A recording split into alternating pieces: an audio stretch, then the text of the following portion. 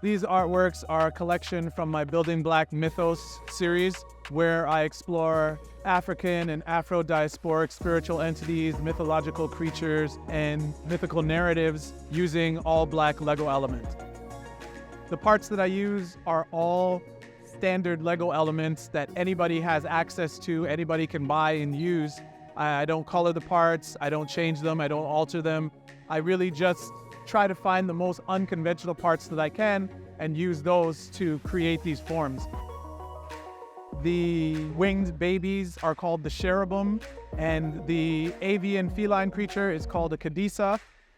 Ananse is a trickster god from Ghana.